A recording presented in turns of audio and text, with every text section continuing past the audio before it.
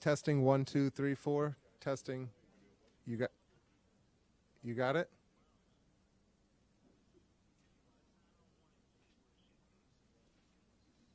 Sorry, Coach. Yeah. Questions? Testing 1, 2, 3, 4. Okay, perfect. Coach is going to come up right now. All right. Thank you. Thank you, Billy. You do it. After Billy, we'll bring up DeMar and Kobe together. In here? Thank you. I appreciate that, Sam.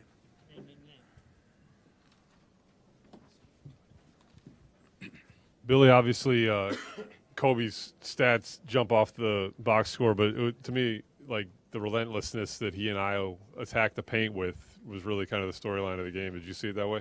Yeah, I mean, I think it was really important for us, against them, because I think if, going back to the last time we played them, I think we really did not get there as much, and we knew that, we're probably not going to get the volume of three-point shots up that they do, with Murray and Bogdanovich and Trae Young and even Hunter, and then Matthews comes off the bench. So, I think for us, we needed to get downhill and attack the paint, and I thought we did, from our last game against them, a much, much better job of that. And certainly Kobe was a catalyst, so was, Io getting downhill as well. And then I thought, they went, middle of the second quarter, they started trapping DeMar to get the ball in his hands, and I thought he was really good getting off of it and creating other driving opportunities for other guys. Billy, two-part question with Alex. Seemed like he really did a good job setting the tone in that first quarter, especially on Trae Young. I think 5 turnovers and really kind of messed their offense up. And then, what's the injury? Is it the toe again that's acting up, or obviously he was not moving well? No, out of the locker room? I don't know if it's the toe or the ankle. He's dealing with both of those things. I'm not quite sure. I had not found out. He went out, and then to close the quarter. The second quarter, he said to me, like, listen, I'm going to try to go here, and, I'll let you know. And I thought he was a little bit hobbled, and then I grabbed him before the third started, and he said, just, let me give it one more try. And I just didn't like the way he was moving. I took him off. He didn't ask to come out. But I don't think he felt like he could move. So I don't know the extent or how long, it would be. But we'll probably have a better idea probably tomorrow at some point.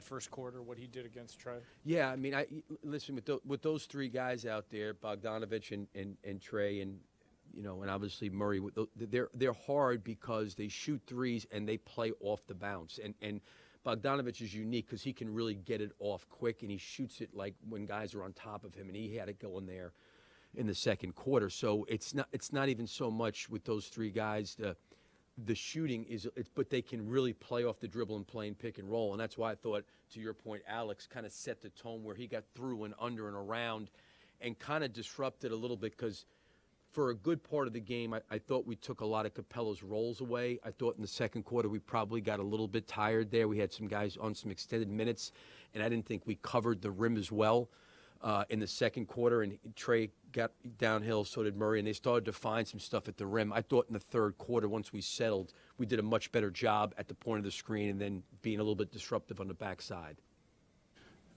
Billy, right over here. Yep. 72 points in the paint. How much of that was an emphasis coming into the ball game to really attack that and open up your offense for your team throughout the night? Because you guys have dominated that area against the Hawks all season. Yeah, I mean, I think a big part of the last time when they came in here and won without Trae was, we did not get downhill as much as we needed to. We weren't as aggressive, in my opinion, as we needed to be. And like I said, the three-point line is a factor for them. We're probably not going to get the volume of threes that they get up. The other part of it, too, that we needed all the points in the paint tonight was the fact that we fouled too much. We put him to the free throw line. The free throw discrepancy tonight was pretty dramatic, from the standpoint that they didn't shoot it great from three, but, like, if they would have shot it normal from three with the fouls, it's a different probably game, at that point. But I give our guys credit because I thought we did a really good job at the point of the screen, and then we contested really well. And then offensively, the mentality, I think, to get downhill and put pressure at the basket was something that was going to be important for us to try to manufacture some easy baskets. Billy, this sets up a rematch kind of last play-in scenario where you go into Miami to try to win this game. I just kind of want to get your initial thoughts. Obviously, you'll scout it, I'm sure, the next day or so, but of going in for that rematch. Yeah, I mean, obviously the run they went on, was incredible last year after our game throughout the playoffs. So a team that's really battle tested, been in all sorts of moments. It'd be a great challenge on the road. We all have an enormous amount of respect for them, and we know how good they are. So again, you'll have to play well, there, and. They get out. They do a lot of things really, really well, and got a lot of respect for Spo and, their team. And like I said, at this point in time where it's not a series, it's a one-game series, so to speak, there's a lot of things you have to do well. I think that you try to prepare as much as you can in a 36-hour window, but the reality is there's going to be loose balls, there's going to be hustle plays, there's going to be physicality plays. There's, both teams shoot 50%. You're probably talking about 50 missed shots by both teams. That's a lot of loose balls, and that's they obviously are really good at those things, and will be really tested to do a lot of those things at a really, really high level. And then obviously guarding them with the three-point shooting with Hero and Robinson and the way those guys can move and cut and pass. And then about facilitating all that stuff. So there's a lot, in terms of to get prepared for playing against them. We're going to do you have one, Julia? Yeah. One last one, and then we got the guys here. Billy, you touched on this a bit, but just Kobe's performance tonight technically doesn't go down as a career high, but it's, one of the career nights of his career. We spoke before about him needing to be decisive in this kind of game. Just what did you see from him, and what does it mean to this team to have that version of him out there? Yeah, no, it was great. I think for him, it really was. He set the tone getting downhill. We had talked about it for a couple days, and he did a really good job playing aggressively and playing downhill. Took his threes when they were there, and then made a lot of really good passes to guys. I thought he played a complete game. I know the number 42 is a huge number, and it's phenomenal, but I thought he played a really complete game. I thought he defended. I thought he assisted. I thought he got downhill, made the game easy for the guys. I thought it was a great performance by him. Thank you, Coach. All right, thank you guys.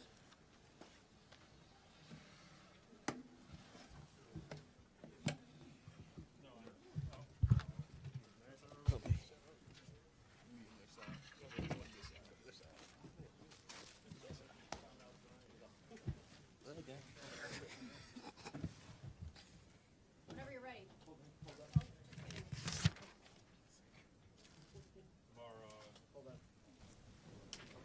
Ready? DeMar, what did you think of Kobe tonight? He did all right. He could do a little bit better. But he led us tonight. We talked before the game, just coming out, being aggressive, trying to make a statement early on, not wait, and that's what we did. Kobe, it looked like your and Io's mindset both were to consistently attack the paint. Just looked like you guys were making a concerted effort to get in there, either score or sprayed out the shooters. Was that the game plan going in, and how successful do you think it was? We just wanted to play with pace, get downhill. Io do that every game, so that's not really the out the norm for him. But we just wanted to get downhill, and we know that once we attack the paint, get the defense to collapse, and we either got to finish or spray out and just make the right read. So everybody played a total role in it. This question is for Kobe and DeMar. Trae Young was a minus 27 from the floor. How much did Coach Billy emphasize you guys attacking him defensively on the other end of the floor? It seems like Kobe had a career high tonight. You guys were very aggressive. Let's just talk about how you guys attacked him defensively. We just told, especially those guys, Kobe and Io, to be aggressive. Whenever he was out there, try to attack him, put him in as much stuff as possible, create offense for us, and it worked out for us. DeMar and Kobe, both of you. I know you like to check your phone right after the game. Did you guys happen to see that Jimmy Butler injured his knee in the Miami game, and obviously that could change the complexion of that matchup? And the second part of that question is, you specifically have talked about just the bad breaks you guys have gotten from an injury standpoint and how you guys have been able to overcome it. What does that say about tonight, and how can that play a factor moving forward in this play-in for you guys to get to the playoff? Yeah, I think I was watching the first half of the game, seeing Jimmy go down. you know, it sucks to see anybody get hurt, especially, you know, him. Hopefully he all right. Definitely don't want to see nobody, you know, with a major injury or anything. You know, I think for us, you know, I ain't gonna lie, I forgot the second half of the question. You've talked about how you guys have been shorthanded and had to overcome these breaks. What does it mean for you specifically that you've been kind of preaching the last week about money on the table and it's do or die time for these guys to kind of push that all behind them? Yeah. Injuries, who's not here, and kind of play like they did. Yeah, everything was on the table, man. We went through a lot this season, you know, with injuries, up and down season, a season that, you know, none of us expected. You know, we used everything we went through this season, you know, for this moment here. You know, we got to carry that over to the next game as well to give ourselves a chance to, you know, be in the playoffs.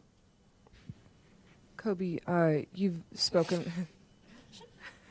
Kobe, you've spoken before about wanting to build to this kind of moment for yourself in the postseason of being able to kind of put the team on your back like this. Just what did it feel like to have that moment tonight, and kind of what do you think maybe set apart tonight from other postseason performances you've had? I'm just grateful to be where I'm at. You know, like I said, like that first playoff series I ever had in my career didn't go how I wanted to go, and then last year, obviously, I played better in the play-in, and then this year, you know, I didn't come into the game saying like I was gonna put the team or whatever, but I just wanted to be aggressive and take what the defense gave me, and you know, just try to lead. Coming to the games, I just want to impact winning on both ends of the ball, and that's what I focused on. And then just tonight, like I just was aggressive, and you know, things was going my way. So, Kobe, do you remember what you said about Jalen Brunson about 8 days ago? What you called him? yeah, I said he a motherfucker. Do you think the guys not That's what I said. Do you think the guys in that opposing locker room be saying the same thing about you right now? I hope so. I mean, I don't know. I hope so.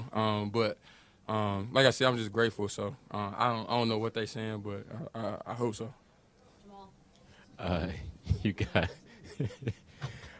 obviously you guys were in the same scenario last year going into Miami in the play-in. Just kind of what would it mean to kind of avenge or try to get back that loss, I guess, in this game? It mean a lot. You know, I remember that plane ride back home vividly. You know, everybody was just frustrated. You know, that feeling sucked.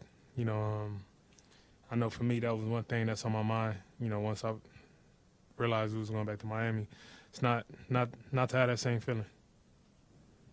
Last one, John Greenberg. Yeah, DeMar, what was it like Kobe was like for you too, to hear the fans kind of chanting your name at the end of the game and kind of know it felt like a playoff crowd, you know, play in, play off. It felt like that kind of crowd. And would you consider this your career high, even though playing stats don't count? I mean, it was a dope feeling. It was a dope moment for that to happen. I'm thankful for it. Like I said, I'm thankful for the fans. It felt like a playoff vibe. Like the place was rocking tonight, and I'm definitely counting that as my career high. So I mean, it's on the stat sheet right here. So.